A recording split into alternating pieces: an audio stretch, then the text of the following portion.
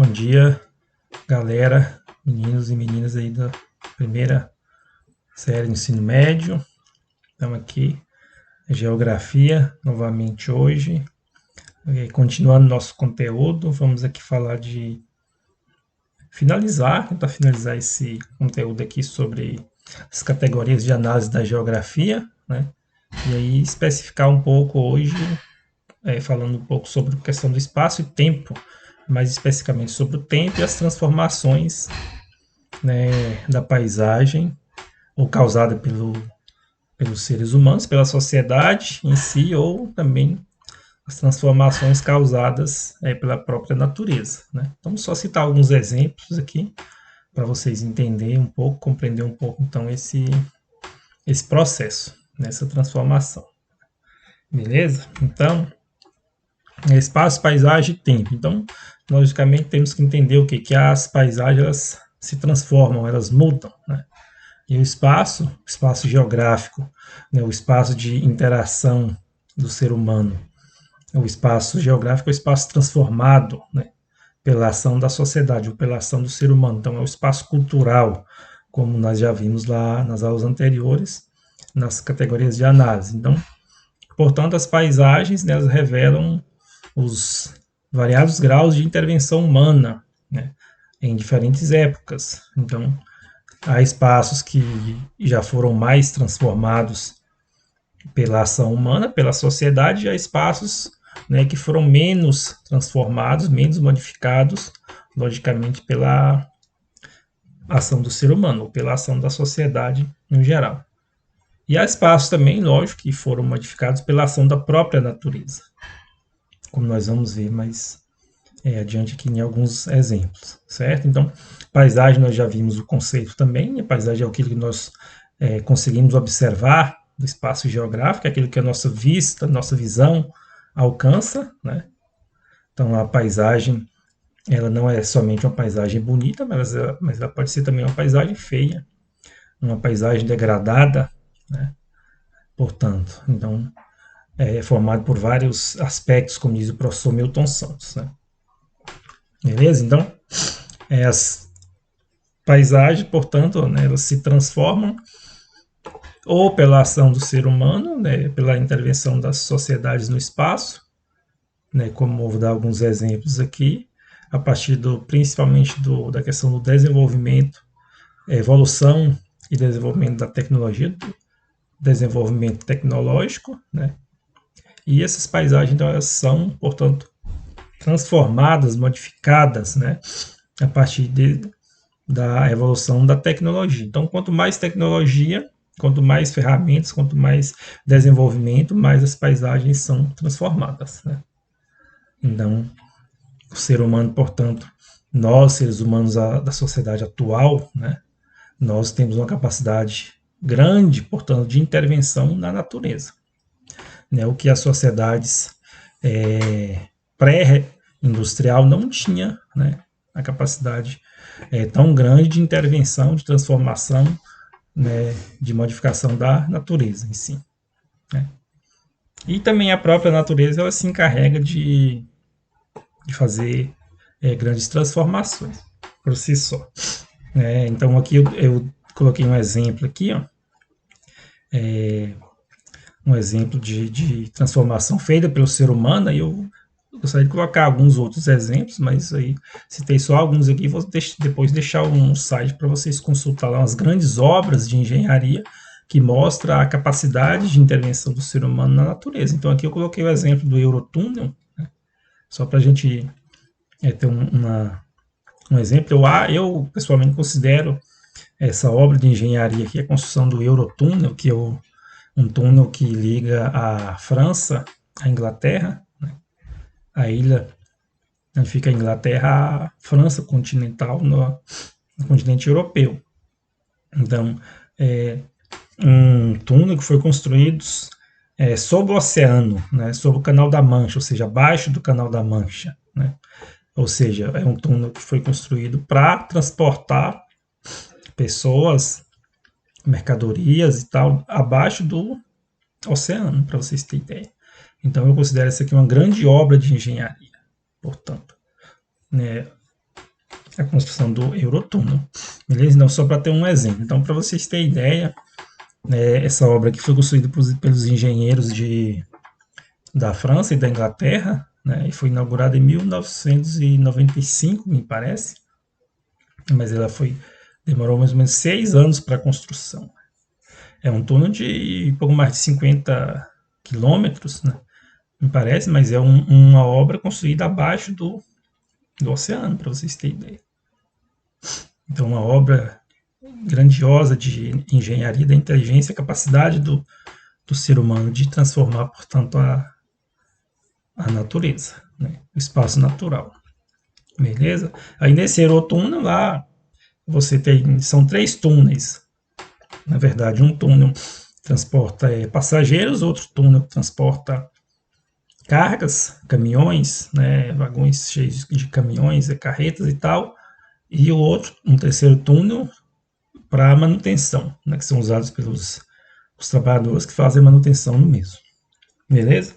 Um outro exemplo grandioso de capacidade da engenharia também é a construção do Canal do Panamá, que foi finalizado ainda lá no início do século XX, né, 1914, me parece que foi concluída a sua construção. Então, outra obra também interessante para vocês pesquisar e olhar na internet, né, o Canal do Panamá, que é o Canal do Panamá, é um canal que liga o Oceano Atlântico ao Oceano Pacífico, por meio de um canal ligando esses 2 oceanos, lógico. E como esses 2 oceanos têm desníveis um para o outro, foi construído eclusas, onde os navios chegam em um determinado local e ele enche as comportas de água e esse navio sobe, é levantado para ele chegar no outro nível. Ou quando vem do outro lado, ele desce para chegar no nível do outro oceano, até chegar do outro lado. Então, favoreceu que a transportes. Antes, os transportes dos navios teriam que dar uma volta no continente americano, na América do Sul, melhor dizendo, né? Contornar a América do Sul para ir, por exemplo, da Europa para lá para os costa oeste dos Estados Unidos, ou vice-versa. Aí hoje esses navios então passam no Canal do Panamá, na América Central, aqui logo ao norte do Brasil, no Panamá e assim por diante. E assim, dando exemplo desses 2, mas tem outras grandes obras, usinas hidrelétricas, né, e outras obras da engenharia moderna mais. E as mudanças que a própria natureza também se encarregou de fazer, as grandes transformações, né. Aqui eu dei o exemplo só do tufão Haiyan, né, o que passou pelas Filipinas lá no ano 2013, né, na cidade, deixa eu lembrar o nome da cidade,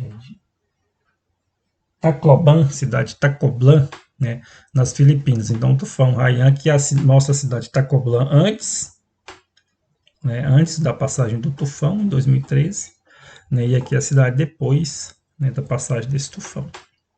Então, praticamente destruiu a cidade, quase que toda a área litorânea ali praticamente ficou toda destruída, né. E, assim como passagem do tufão Haiyan, podemos citar outros, por exemplo, o terremoto de Fukushima, no Japão, né, em 2011, no qual destruiu a parte da cidade de Fukushima, incluindo a usina, né, a usina nuclear de Fukushima, causando um grande prejuízo, uma grande destruição, e além de ter vazado, é lógico, equipamentos que eram, no caso, radioativos, né, que eram usados na usina, como é uma usina nuclear, né. Então, vazou radioatividade na região, na cidade de Fukushima, né. Então, uma grande transformação também causada inicialmente, lógico, pelo terremoto em si, que é uma ação da natureza, mas também a contribuição do homem, o ser humano que construiu uma usina naquele local. É lógico que ninguém vai esperar vai imaginar, né, vai adivinhar onde vai acontecer um terremoto que vai causar uma grande destruição, né? Mas é o que a natureza se encarrega de fazer. E, para finalizar aqui, os diferentes escalas de tempo, como eu falei. Então, nós podemos citar três tipos de tempo, três escalas de tempo: tempo histórico, geológico e cíclico.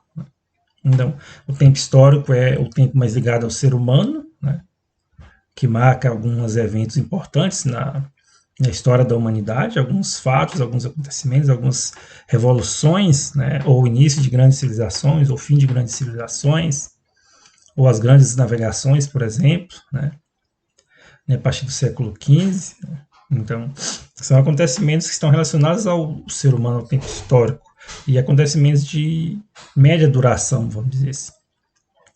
E tem o tempo geológico, né, que é o tempo mais longo, o tempo calculado mais da história dos continentes, da história da própria Terra, do próprio planeta Terra. Né, e então marca acontecimentos de longa duração. Né. Por exemplo, a história da Terra, a história dos continentes. Então, segundo os cientistas, né, os geólogos, historiadores em geral, a ciência acredita que a Terra tenha mais aproximadamente 4,6 bilhões de anos. Né. E aí que os continentes, no passado, há 250, 300 milhões de anos, eram todos unidos. E eles foram se separando por conta das placas tectônicas. Então, isso está ligado ao tempo geológico, né, um tempo de longa duração. Nós, seres humanos, não conseguimos nem imaginar, né, um tempo de uma duração dessas. É inimaginável para nós. E o tempo cíclico, né, o próprio nome já diz, é de ciclo. Né, então, marca fenômeno que se repete de ciclos em ciclos, vamos dizer assim. Fenômenos sociais ou humanos ou até fenômenos naturais. Né. Então, a migração de trabalhadores, por exemplo, do sertão nordestino para trabalhar em lavouras de cana em São Paulo, em lavouras aqui em Goiás, lavouras de soja, por exemplo, ou milho, coisas a mais, é o que? Marca um ciclo. Sempre na época das colheitas, os caras vêm, né, trabalham, depois que termina, eles vão embora. Um terremoto, por exemplo, é um ciclo, você não sabe quando vai acontecer. Vulcões, o próprio El Niño e a Laninha, né, são fenômenos cíclicos que você não sabe nem tem como prever quando ele vai acontecer. Então, o El Niño é o que é? É o aquecimento normal das águas do Oceano Pacífico na costa oriental. E a Laninha, ao contrário, é o resfriamento, né, excessivo das águas do Oceano Pacífico, próximo ali ao litoral do Peru. Então, são fenômenos cíclicos, né? Então, não tem como prever quando ele vai acontecer com mais intensidade ou quando não vai acontecer ou quando vai acontecer com menos intensidade. Beleza? Então, esses são exemplos de, portanto, esses três tempos aqui, essas três escalas do tempo importantes para vocês lembrarem. Então, tempo histórico, geológico e cíclico. Beleza, galerinha? Então, tá. Então, por hoje essa aula era isso. Beleza? Então, até mais ver.